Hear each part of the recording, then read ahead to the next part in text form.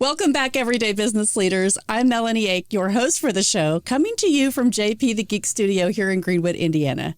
I'm thrilled to have you here with us today. Join me as we connect and celebrate remarkable business leaders from our very own community who are redefining the way we think and grow. Remember, subscribe to our channel so you'll never miss an episode. Today, we have another exciting segment in store for you from our business innovation and inspirational leaders. Today, you're going to meet Kelsie Sparks.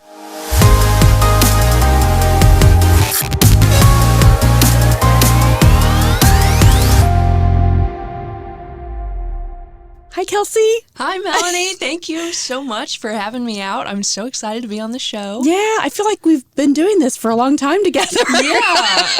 I feel like we just connected right away. Ever from the first time we got coffee together, I just really respected you and felt like I could learn so much from you. So I'm so excited to be on your show. Well, you know what they say about mentorship, like you learn so much more from your mentee. So that's how I feel about you.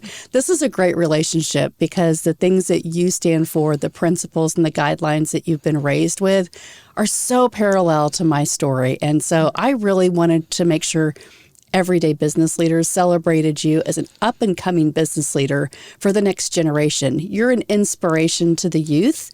Now you're going to say, I'm not youth, but what you're doing is really creating what's next for us. So I'm excited to share your story today. Well, thank you. I think you're giving me too good of a review there, but I do appreciate it a lot. So. It's awesome. So what we're going to talk about today, just kind of a little sneak peek for people that are already watching.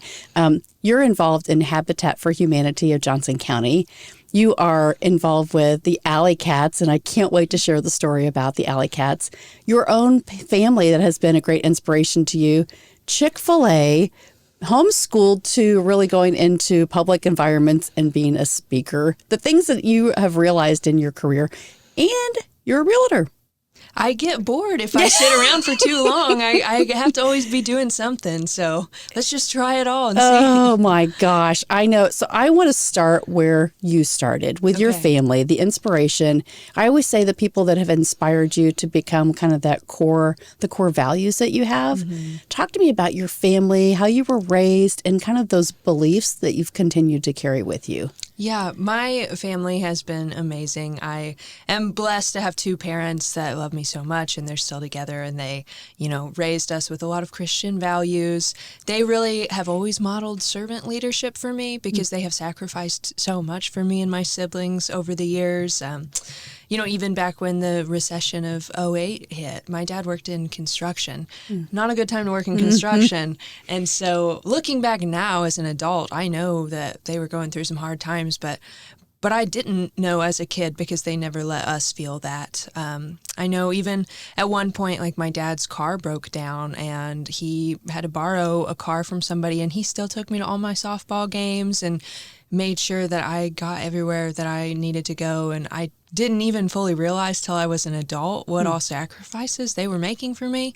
And they still sacrifice for all of us. So, that's a great lesson for people to really listen to. Mm-hmm. Like, what are you doing today? I hear so many people that are struggling with business issues, and it goes back to life issues. Yeah. If you're not sacrificing for other people, if you've never felt that sacrifice that someone else can provide to you, it's really hard to kind of think about how to serve people, right? So I love that you talked about that first, because everything really ties into your story of the things that you've learned and how you're such a confident leader today. I think it just exemplifies who Kelsie Sparks is. Well, thank you. I think one thing I learned about confidence in college is that you just got to fake it till you make it. We're all scared. I think, what's the statistic? Like 70% of people feel imposter syndrome. So nobody's really that confident. Just pretend to be confident. You come off as confident. It works out. Well, you talked about speeches, right? Getting up and giving a speech. But, people say that is the scariest thing for them to do. Like 98% of the population would never want to get up and speak in front of anyone. Mm-hmm. And so going from homeschool environment to like, okay, now I have to like really be social in the world and the expectations and the fear of transferring through that. But you didn't, you had a great mentor to help you realize, like, what did he tell you? What did he tell you about that? Yeah. So I was homeschooled growing up, and I gave some speeches and stuff at different classes, but I don't know if I gave as many as a public school kid would give. I've never been to public school. I don't really know. But I got to college, and freshman year speech class, I'm going to talk about 2 different mentors, if that's okay. Yeah, absolutely. Freshman year speech class, I was so blessed to have John Crane as my professor. He's a state senator now for Indiana. He is awesome. So he stands up first day of class. He says, okay, everybody stand up. And we all stand up. And he says, why did you stand up? We're little freshmen. We said, you told us to stand up? Because you said so. He said, because I own the room. And when you're standing up here, you own the room. And people don't even know if you're going to mess up or if you say something you didn't mean to say. They're looking at you as the authority because you own the room right now. So that is something that I think helped me giving speeches. And then as I got further into college, I had to do a presentation on leadership. It was 45 minutes long. It was just me. And I was really nervous. I was kind of shaking during it. And afterwards, my professor complimented me and told me that you looked so confident. And if you ever want to come speak to the other college that I teach at, I would have you speak in front of all the students. And I said, oh my goodness. Well, that's so nice of you. But I wasn't confident, though. I was shaking. I'm glad you couldn't see it, but I was shaking. And I said, how long until that goes away? And he said, no, you don't want it to go away. That the nerves mean that you care. And if you ever stop feeling nervous, it means that you don't care. He'd been a pastor for like 20 years. He said, I still get nervous, and you should. So. Because you don't know, like my mentor, John Maxwell, always says, right, it's about your audience. And if you can connect to your audience, figuring out a way to really be real and authentic, then you can impact more people the way that you want to present. So whatever it is, like thinking about that presentation, it's not about you. It really is about that audience. It is. I love that. Yeah. And you model servant leadership really well, which is something that I, really want to talk about. And I've been so blessed to grow up with so many people that really modeled servant leadership to me. We talked about my parents already, but growing up, I was actually a really shy kid. I told my boss... No way. I know. Believe it or not, I was so quiet. I just didn't talk very much in a group. And I told my boss at Habitat that this week, Leanne, and she said, I don't believe that. That's not true. You were never shy. But I was. And in middle school, I started going to a new youth group that I went to all through high school. It's run by a couple named Mike and Pam Bandy. And for some reason, they decided that I was going to be a leader. So they saw something in me that I don't know what they saw, but they decided to really push me out of my comfort zone. And they had always said that they wanted all the kids going through their youth groups to be leaders. And so they really, really pushed me and honestly changed my life and how I interact with other people in the world. And I think by the time I graduated high school, I was a completely different person than the shy little girl that walked into their house in middle school. So in college, I started working for Chick-fil-A in Greenwood and worked for Rick Johnson and his wife, Katie. And they modeled servant leadership so well. I remember there were times that we'd be short-staffed or we'd be struggling in the restaurant, and Rick and Katie would come in to help. And not only would they help, but they would do the job that none of us wanted to do, and they would go wipe the tables. I mean, they could have come in, run the ship. It's their restaurant, but no, they came in and they wiped tables. They never would ask us to do anything that they wouldn't do themselves. They just modeled servant leadership so well, and I was so blessed to have a boss like that. In college, it's my first, quote unquote, real job. I grew up reffing soccer games, so I'd been out, but quote unquote, real job, and just learned so much from Rick and Katie in my time at Chick-fil-A. So the philosophy, so a lot of people will say, maybe they're watching this, right? They love the chicken sandwiches or their nuggets, or they're like addicted to their sweet tea. But the philosophy is what drives us to come to the culture of Chick-fil-A. And they have kind of a design. I've worked with Jeff Henderson that worked with the marketing team with Chick-fil-A, and he's one of inside of the John Maxwell team, and a lot of different programs. And he talks about, his experience with throwing the cows out in the middle of the Georgia game. Like he thought he was going to get fired, and it actually started to become their brand. Yeah. And so the way that they think, though, isn't be scared to take a risk. It's really the philosophy of going that extra mile. Yeah. So when they talked to you when you were getting trained and they were bringing you on board, what's different than going to McDonald's or going to Walmart, that hiring on process? How did they onboard you? Well, I can't speak to differences per se because I didn't experience those other companies, but I remember sitting down my first day and Nathan Johnson, Rick's son, sat me down and, he said, I don't know your background. I don't know if you know much about the Bible, but Chick-fil-A has this philosophy of second mile service, and it comes from a passage in the Bible. So back in Bible times, if a Roman soldier asked you to carry his armor, you had to do it for 1 mile, and then your civic duty was done. So you could drop the armor 1 mile in, no more. But Jesus said, if someone asks you to go 1 mile, go with him 2. And that's what he's referencing. Hold on to that armor and keep going that second mile. Nobody wanted to do that. The Jews were angry that they had to carry the armor at all. And Jesus is saying, don't only go that first mile that you have to go legally, but go the second mile. And so Nathan was talking about how much they appreciate and love their guests, and they really want to exemplify that second mile service. And that's where that comes from.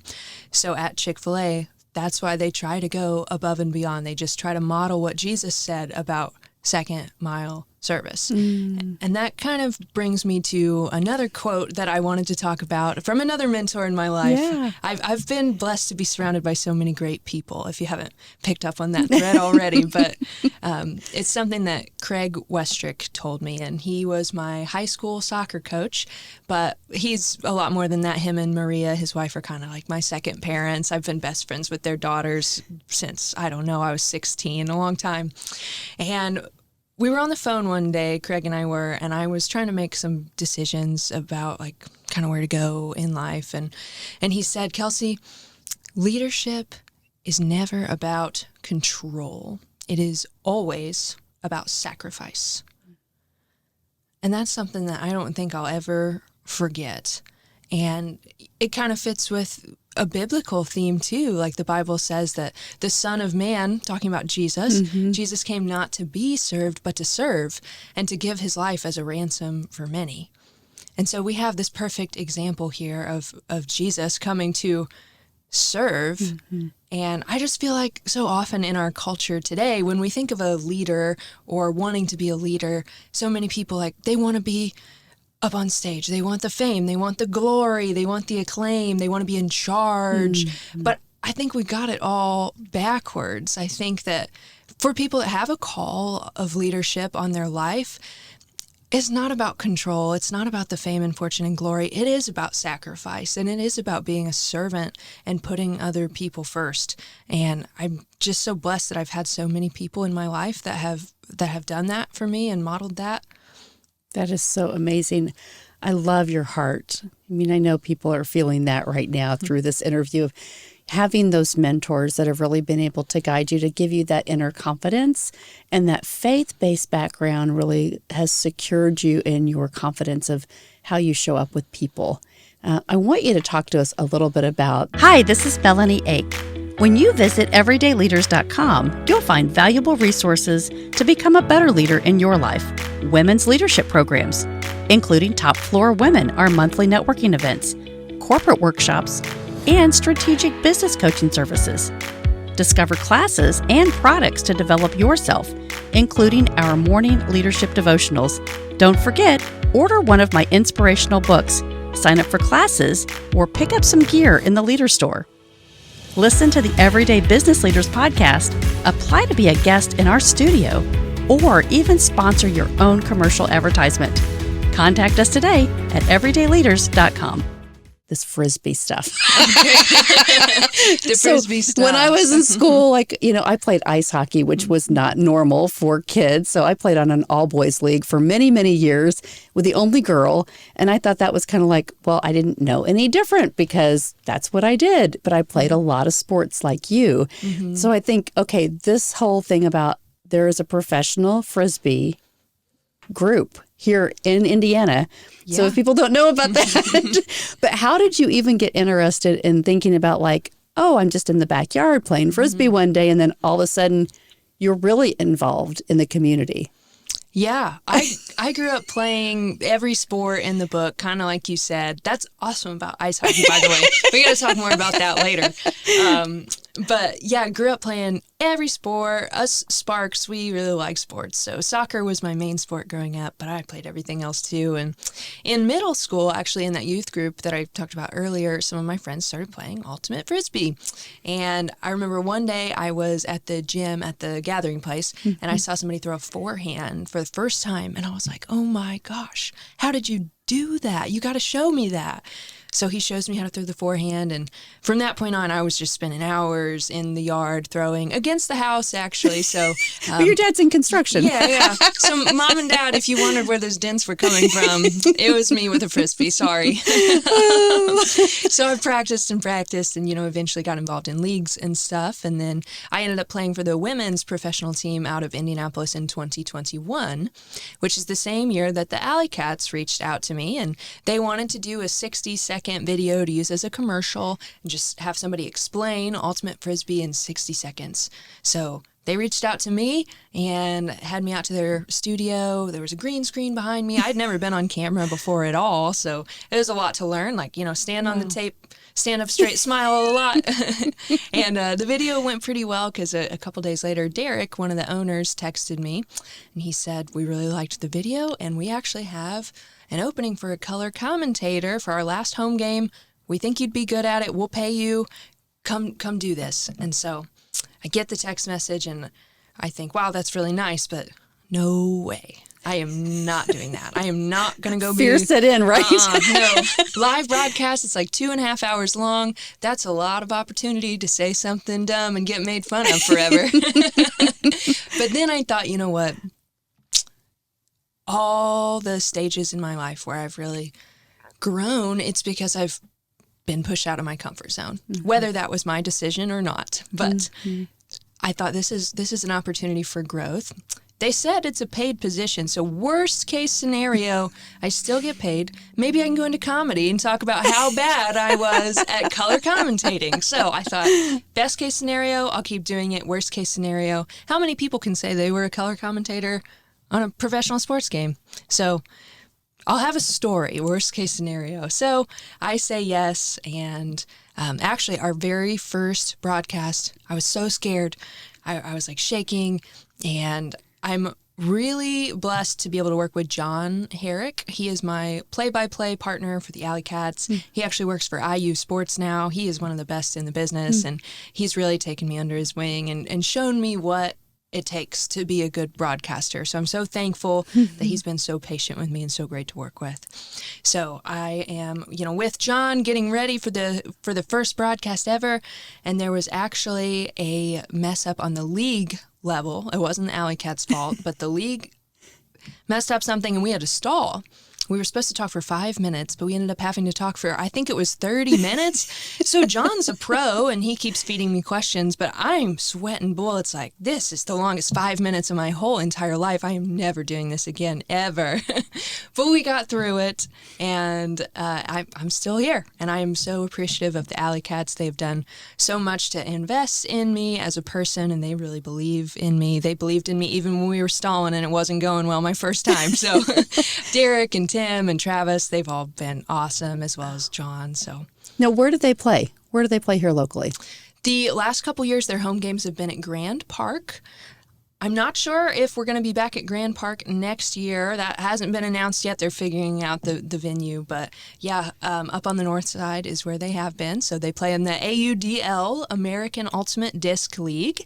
And there are teams all over the country. There are 2 teams in Canada, actually. Wow. And the AUDL actually just did an article on me and another female broadcaster for Chicago. So they were kind of pushing the female broadcasting team. So that came out recently. And we were both lucky to be mentored by the same woman she's one of the main broadcasters for the league, just countrywide. Her name's Megan Tormey. And we had never met in person before, but she took time to talk to me on the phone before my first broadcast and give me some pointers. And so she's been so awesome, and I would love to pass that on to other women wanting to get involved in sports broadcasting. So if you are interested, please talk to me. Yeah. That is awesome.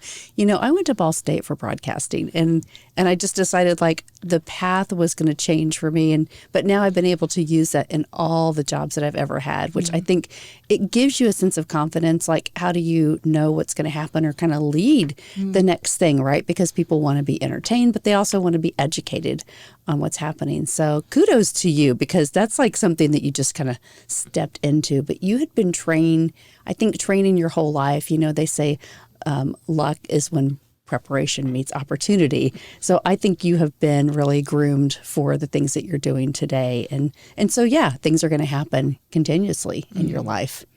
Yeah, I think I just have been so blessed to be around such good mentors and people that really, really pushed me to succeed and really just gave me a lot of great advice and direction. And so, yeah, going on to the next thing has never had to be too scary because I knew that I had so many people behind me. And I'm also able to laugh at myself. So, if you mess up, you mess up, whatever. I want to transition about Habitat for Humanity, because when we talk about giving, the things that you're doing and the things that you're giving back to working for Habitat for Humanity in Johnson County, it's a big deal, like building a house for a purpose. And you guys have recently become a partner with Because One. Talk to us about that relationship with Because One. What does that mean? What does that help you guys accomplish? And what are you doing through this? Yeah. So I love working for Habitat for Humanity of Johnson County. Leanne Wilbur, our executive director, is awesome. She is so good to us. I love working for her. And I love that we get to wake up every morning and do something good for the community, help people, and help give people a second chance is really what it is. So I love working for Habitat. They have a phenomenal mission.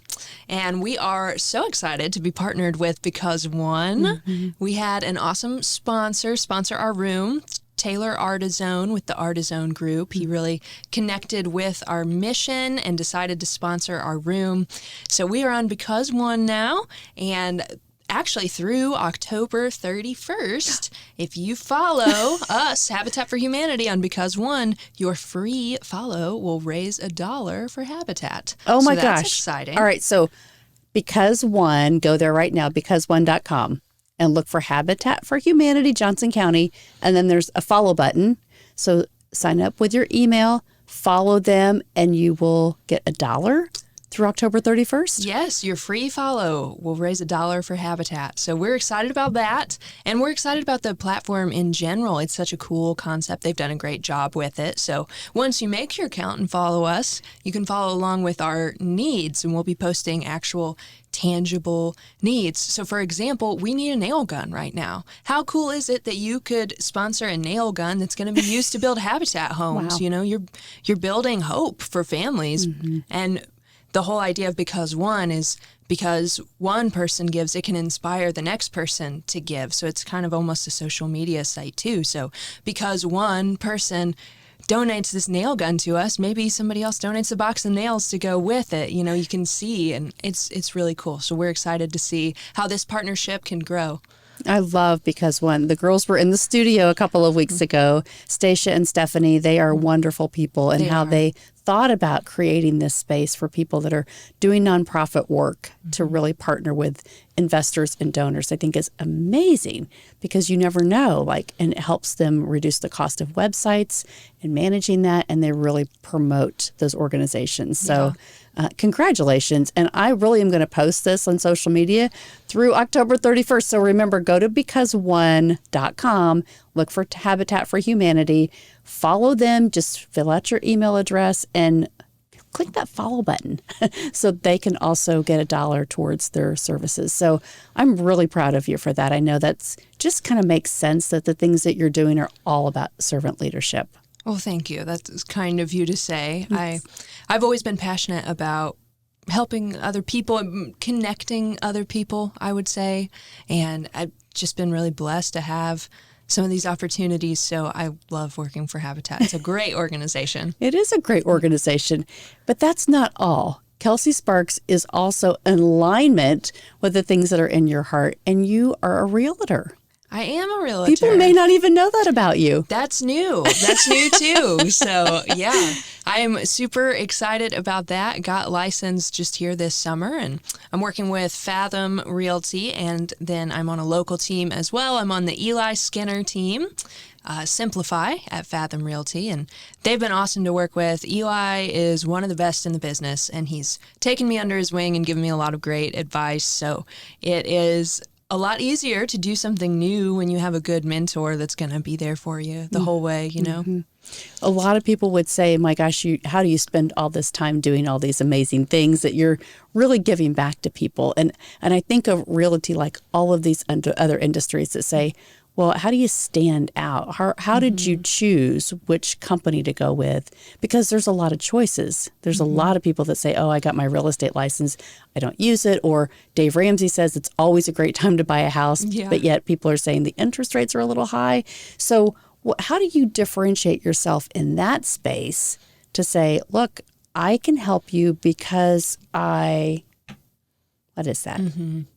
Well, I chose my team because I've known Eli since I was a kid, actually. He used to lead worship at Mount Pleasant when I was like 8 years old. He had us all jumping up and down to like Little Light of Mine or something like that. I don't know. But, you have that relationship, right? Yeah. So there you go. So that's how I chose my team. But the way to stand out, I think, is just to show genuine care and concern for other people. I mean, you're not going to just be a number with me. I would love to have you out for coffee and talk about what you're looking for in a home. And we have technology now that it's really easy to search those parameters, and we can adjust those as we go. And yeah, so just genuine concern and care for others is what I'm trying to put out there. I really do care, and I have your back. I will work hard for you.